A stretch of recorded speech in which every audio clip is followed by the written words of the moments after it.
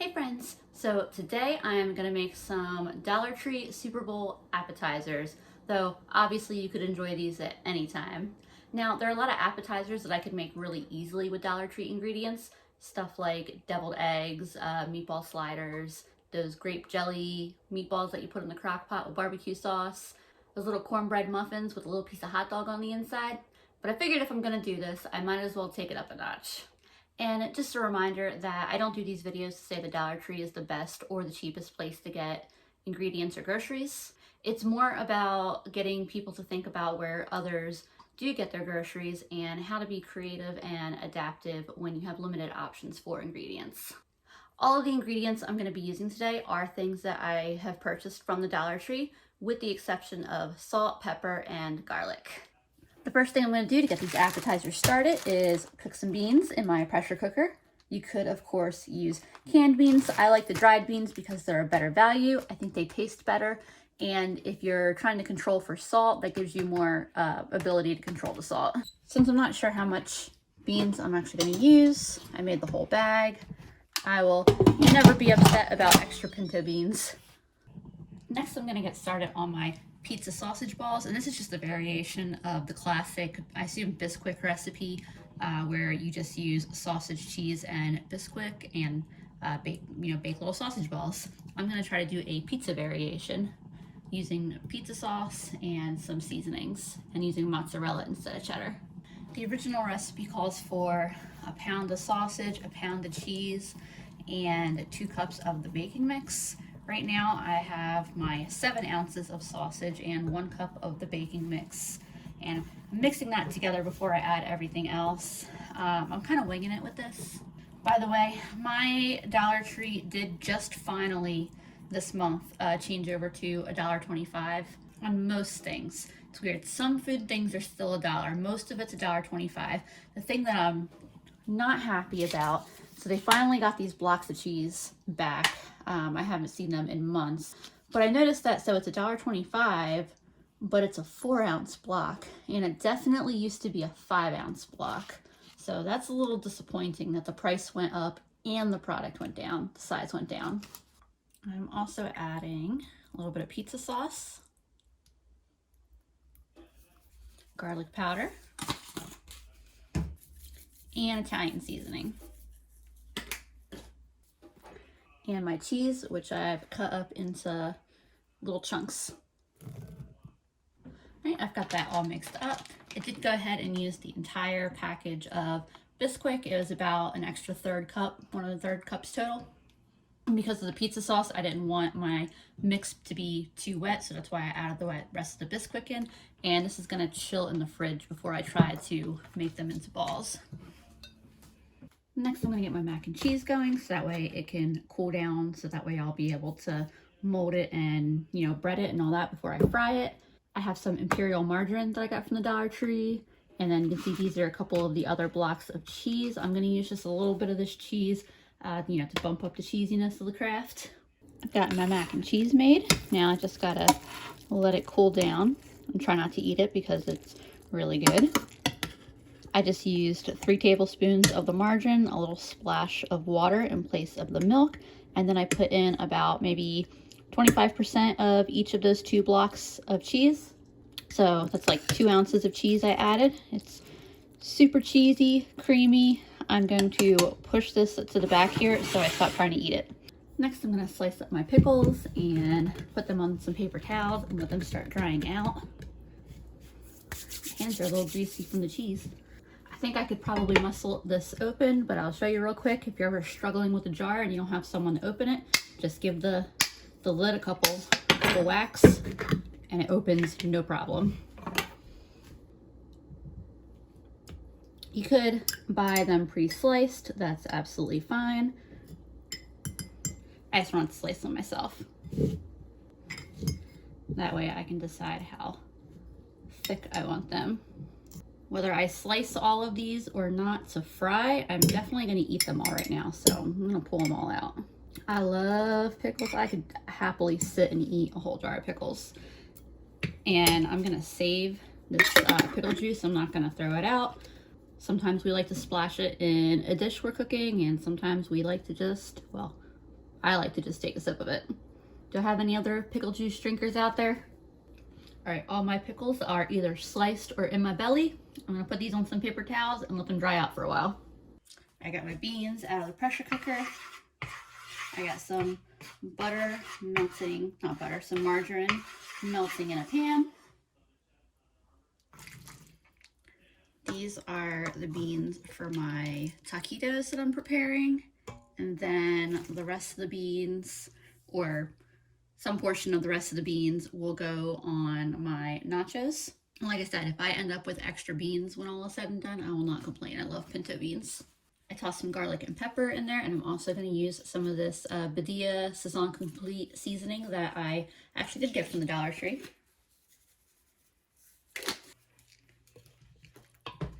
These beans will get a quick little mashing. I think I'm probably going to add a little bit more beans to this too. These beans are perfect. I'm just going to let them cool down, and they'll thicken up as they cool down a little bit. You know, I just decided before these cool down too much, I want to add some cheese in now and let it just fully melt in. Whatever cheese I don't use for this is going to go onto my nachos. I'm just stir that and let that melt. And then I can roll my taquitos in, have them ready to go. I pulled the mix for my sausage balls out of the fridge. It's chilled. It should be a lot easier to work with now. And I'm just gonna roll these with my hands into little balls. I'm just kind of eyeballing how big I think I might like them. I can always make them a little smaller. This one here seems a little on the big guy side.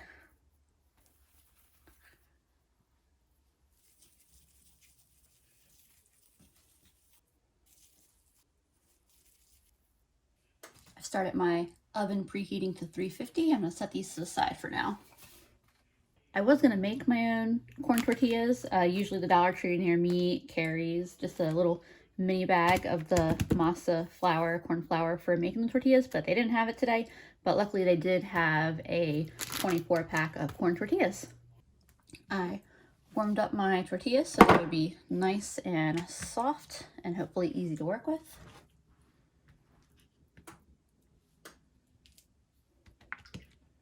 Put some of my filling in there and then just roll them up. So what is y'all's favorite part of the Super Bowl? The food, the commercials, or do you have a team that you're cheering hard for this year? Or maybe you do something else on Super Bowl Sunday. I like the food, personally. I'm used to having a team that does not make it into the Super Bowl. Although I will tell y'all, 2018, I drove up to Philly as soon as I heard when the parade was going to be. That was just a fantastically fun day. There's just an excitement, like a shared group excitement when you have a championship team like that and everybody's celebrating, and it's just, there's not a lot like it. All right, even though they're really, really warm and soft, a couple of them are trying to break apart, but that's okay. I have one extra that I didn't have enough filling for. I would have if I had done a little bit less tasting, but that's okay. I'll find something else to do with it. This is the oil I grabbed for my frying, by the way, just a basic vegetable oil. I got some eggs, some panko, and I already had some Dollar Tree flour for the frying that we're going to be doing. I'm going to get myself a little fry station set up here. I'm just using the 3 eggs. You could definitely take the rest of those eggs and make some deviled eggs, something like that. I'm not going to because there's already plenty of food for the 3 of us. I'm pretty sure that there'll be some leftovers for lunch tomorrow too, if I'm being honest.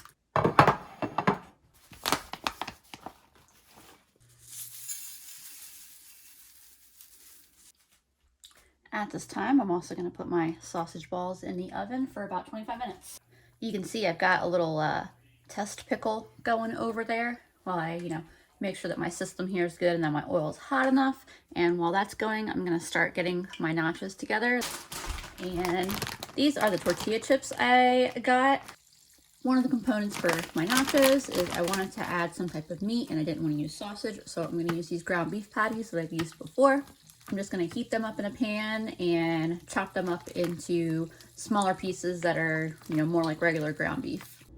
By the way, some of you said in another video that you thought that these looked gray. Maybe it's the way it's coming up on the camera. These look pretty close to your typical, you know, pre-formed meat patty to me. They've got a pinkish hue to me, but I don't know. I just took my test pickle out of the pan. Looks pretty good. I'm gonna give it a second to cool down before I try eating it, because I don't know if you can hear that, but it is still sizzling. My pickle is perfect and amazing, so I'm gonna go right into getting the rest of these in to that hot oil. Get them in their little batter bath.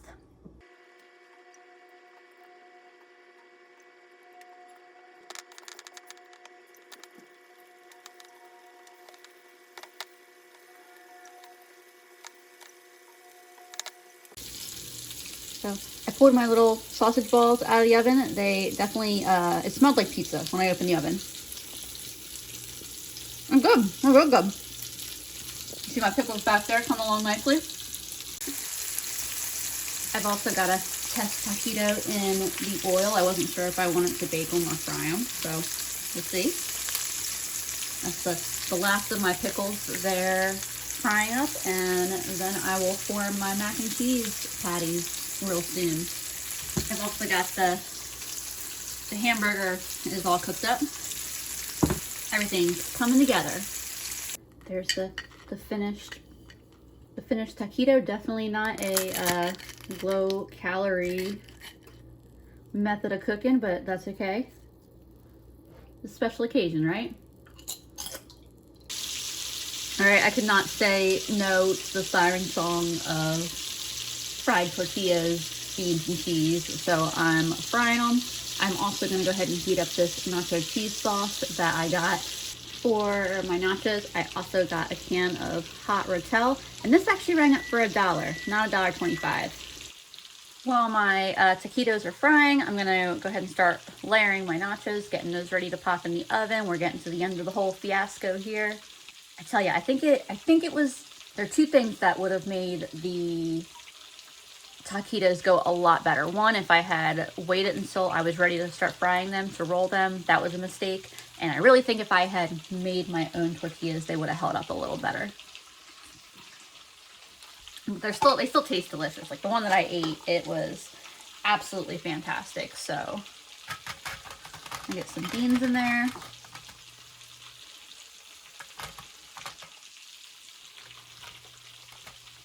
Hamburger. By the way, I did add extra seasoning to this hamburger. Some rotel, some cheese. You could, of course, grate this cheese, stick it in the freezer so it'll get a little bit colder and easier to grate. I just felt like chopping it up. I don't like cleaning graters, is mostly my aversion to using a grater. I also have this jar of jalapeno slices that I previously got from the Dollar Tree. I do love some pickled jalapenos. The nacho cheese sauce reminds me a lot of the big things of, like the big cans of nacho cheese sauce that my middle school cafeteria would get. And I'm gonna put some more chips on and load the rest of my ingredients up and toss this in the oven. All right, y'all, I'm working on these fried mac and cheese pucks. Admittedly, I think that they're probably going to be my least successful thing of the night. If you're going to do this, I would say make sure you get your mac and cheese cold. Mine is cool, but it's not cold. I think the colder it is, the easier it'd be to work with. My oil's getting a little bits of burnt stuff in it. It's just about done. And a lot of that was, you know, the issues I had with the taquitos. But you know what? That's how it goes sometimes. I'm not stressed about it. Sometimes things don't turn out perfect. That is okay. So basically, I'm just getting some mac and cheese. Kind of gotta be a little bit delicate with the whole thing. Getting it into a shape. I think balls were easier, but because I'm using a shallow pan to fry everything, I'm having to do the pucks, which don't stay together quite as well, but you know, working with it and making it work as best as I can. Keep it together there. Get it in the panko, and then carefully transfer it to the pan. We'll see how this goes. All right, y'all, here is our full Dollar Tree appetizer spread. I did go ahead and cut the mac and cheese bites down early. Obviously, we still all get to eat one. It just were being such a hassle to fry, and I realized that this is like so much food, and how much more fried food do we really need? And the leftover mac and cheese will definitely get eaten, so nothing goes to waste. Well, we are going to transfer all this to the living room and put a movie on and just eat it appetizer style. As always, I hope that if anything, this video encouraged you to try out new recipes or try out old recipes with whatever ingredients you have on hand. And I also hope you realize it's okay if you make some mistakes in the kitchen or if something doesn't work out. It's all gonna be okay. Real quick update, my mom's favorite were actually the mac and cheese bites. Andrew's favorite were the nachos. My favorite were the taquitos. Although I have to tell you, those sausage pizza balls the next day, cold, so good. Thank you for watching, and I'll see y'all next time.